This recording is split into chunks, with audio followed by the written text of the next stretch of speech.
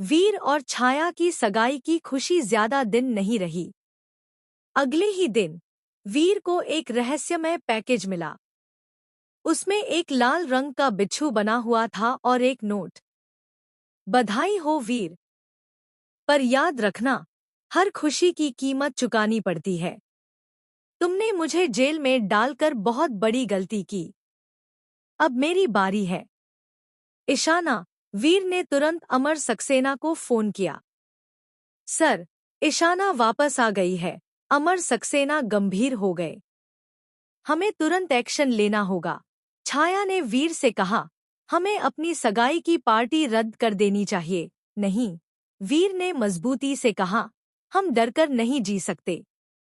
हम पार्टी करेंगे, लेकिन पूरी सुरक्षा के साथ। कपिल और प्रिया भी सुरक्षा व्यवस्था में जुट गए। प्रिया ने ईशाना के तरीकों के बारे में महत्वपूर्ण जानकारी दी। ईशाना छोटे छोटे हमले करके हमें नर्वस करेगी, प्रिया ने बताया, फिर बड़ा हमला करेगी। सगाई की पार्टी का दिन आ गया।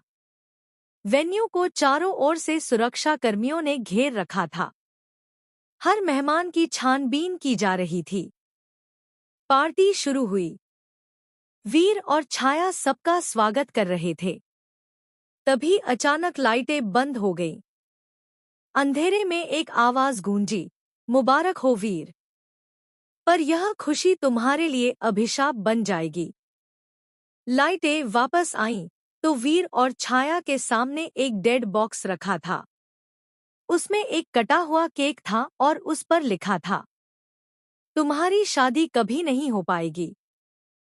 वेन्यू में हड़कंप मच गया। मेहमान डर से चिल्लाने लगे। वीर ने तुरंत सुरक्षा कर्मियों को मेहमानों को सुरक्षित बाहर निकालने का आदेश दिया।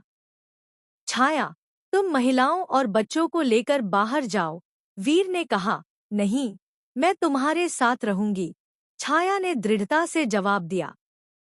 कपिल और प्रिया ने भी वीर का साथ देने का फैसला किया। प्रिया ने बताया, ईशाना जरूर कहीं छुपी है, उसे ढूंढना होगा। अचानक वेन्यू के लाउडस्पीकर से ईशाना की आवाज गूंजी, वीर, मैं तुम्हें अकेले में मिलना चाहती हूँ। रूफटॉप पर आओ। अकेले नहीं तो एक एक करके सारे मेहमान मर जाएंगे। वीर ने छाया को देखा। मुझे जाना होगा, लेकिन अकेले मत जाओ, छाया ने कहा। यह जाल है, पर मेहमानों की जान खतरे में है, वीर ने जवाब दिया। वीर रूफटॉप पर पहुंचा। ईशाना वहां खड़ी थी, हाथ में पिस्तौल लिए हुए। आखिरकार हम आमने सामने हैं, भाई, ईशाना ने कहा।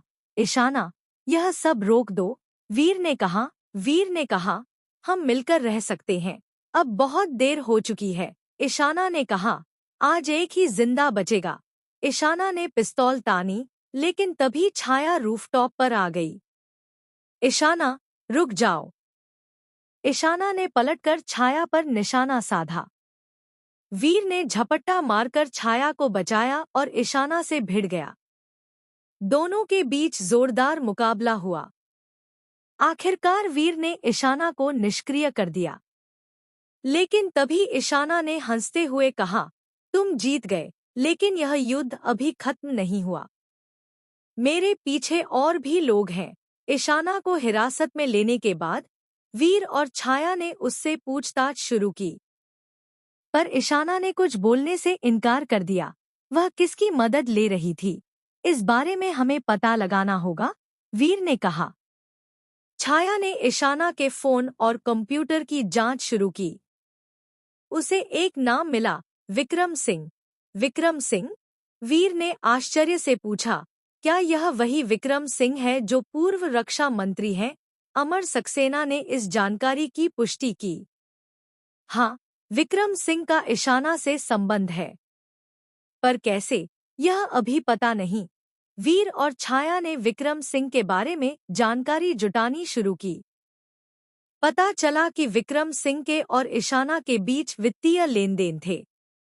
शायद विक्रम सिंह ईशाना को फंडिंग कर रहे थे, छाया ने कहा।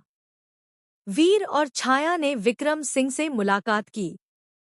पहले तो उन्होंने सब कुछ इनकार कर दिया, पर जब सबूत सामने आए तो उन्होंने सच उगल दिया। हाँ, मैंने ईशाना को पैसे दिए थे, विक्रम सिंह ने कहा, पर मैं नहीं जानता था कि वह आतंकवादी गतिविधियों में लिप्त है। वीर को विश्वास नहीं हुआ। आप एक पूर्व रक्षा मंत्री हैं। आपको पता होना चाहिए था। विक्रम सिंह ने सिर झुकाया। मैं एक गलती कर बैठा।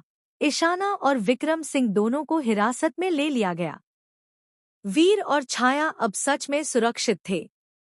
क्लिफहैंगर, क्या विक्रम सिंह सच कह रहे हैं?